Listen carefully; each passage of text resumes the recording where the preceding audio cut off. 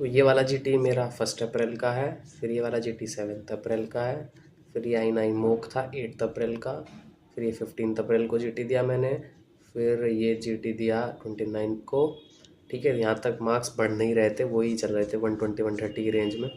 फिर ये 20 मई को GT20 जो है ये मैंने दिया, इसमें 140 क्रॉस हो गए पहली बार। उसके बाद ये नीट मॉक था, ये दिया नेशनल नीट मॉक जो हुआ था, और इसमें 146 करेक्ट हो गए। हेलो एवरीवन, मैं हूँ डॉक्टर प्रांजल राठी, और मैं आज आपको बताने वाला हूँ कि कैसे आप जो आपके स्कोर इंक्रीज़ कर सकते हैं GTs में भी, और फिर अल्टीमेटली नीट PG या फिर i9CT में भी। तो आपको करना क्या है, देखो सबसे पहले स्टेप वन क्या है, आपको एनालाइज करना है। GT को एनालाइज नहीं करोगे तब तक तो कुछ होने वाला नहीं है। तो एनालाइज कैसे करना है वो देख लो। तो सबसे पहले हम आ जाते हैं GT में।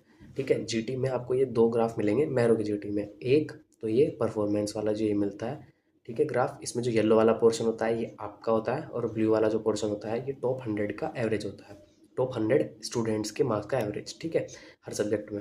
और दूसरा ये आपको लिस्ट मिलती है टॉप टू बॉटम, जिसमें जो होती है स्ट्रॉन्गेस्ट से आपके वीकेस्ट सब्जेक्ट होते हैं। ठीक है, तो ऐसे आप एनालाइज कर सकते हैं। अगर आप मैरो के अलावा किसी और प्लेटफॉर्म से GT देते हैं तो ये स्ट्रॉन्गेस्ट से वीकेस्ट वाली लिस्ट आपको वहाँ पे मिल जाएगी। ठीक है, तो आपने एनालाइज कर लिया अपना GT, आपके स्ट्रॉन्गेस्ट सब्जेक्ट आपको पता है, वीकेस्ट सब्जेक्ट आपको पता है। तो अब आपको देखना है कि जो आपके वीक में जो 5 सब्जेक्ट हैं, ठीक है, उसको ले लेना है। ठीक है, तो ये एनालाइज हो गया, आपको पता चल गया आपके कौन से जो है वीक सब्जेक्ट हैं।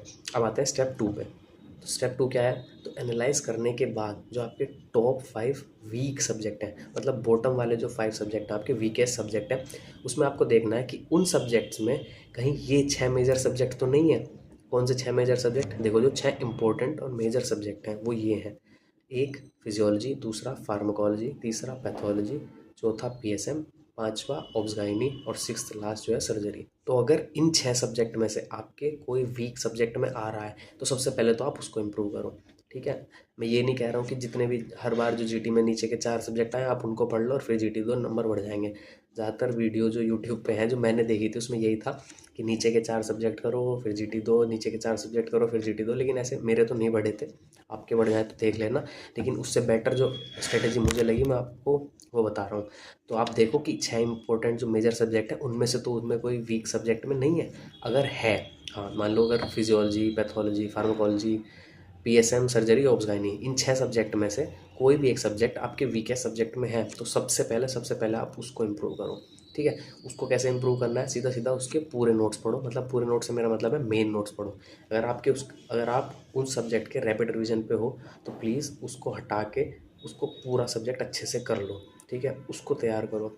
जब आपके ये 6 सब्जेक्ट अच्छे से हो जाएंगे और ये वीक सब्जेक्ट में नहीं आएंगे तो आप देखोगे आपके ऑटोमेटिक GT स्कोर बढ़ गए हैं।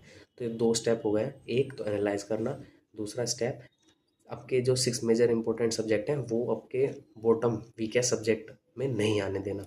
ठीक है, तीसरा क्या है, अगर आप देख रहे हैं कि आपका कोई एक सब्जेक्ट ऐसा है जो आपके कंजिक्यूटिवली 3 GTs में बॉटम 5 में आ रहा है।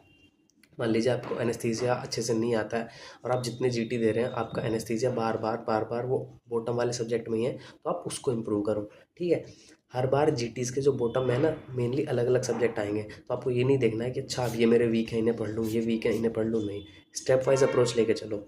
स्टेप 1 एनालाइज करो, स्टेप 2 ये देखो कि 6 मेजर सब्जेक्ट में से तो कोई वीकेस्ट सब्जेक्ट में नहीं है, अगर है तो उसको इम्प्रूव करो।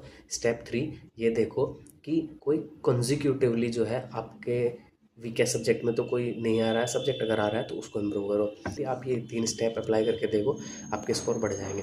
ऐसे ही मेरे बढ़े थे, और जो है फाइनली जो है नीट PG में 161 करेक्ट हुए थे। देखो नीट PG में जो है ज़्यादा करेक्ट होते ही हैं, मतलब ज़्यादातर लोगों के हो जाते हैं, क्योंकि मैरो के GT या फिर जो है प्लेटफॉर्म पे जो GT होते हैं ना वो थोड़े रिलेटिवली हार्ड होते हैं as compare to NEET PG। NEET PG exam में जो क्वेश्चन आते हैं वो थोड़े रिलेटिवली ईजी आते हैं इससे।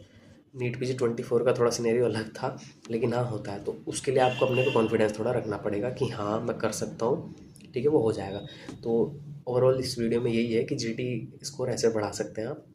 ठीक है, बाकी अगर आपको और चीज़ देखनी है तो आप इस वीडियो में देख सकते हैं, इसमें मैंने डिटेल में बताया हुआ है कैसे तैयारी क्या क्या करनी है, क्वेश्चन बैंक और भी बहुत चीज़ें जो है मैंने इस वीडियो में पूरा डिस्कस किया हुआ है, आप इसे देख सकते हैं। ठीक है, थैंक यू।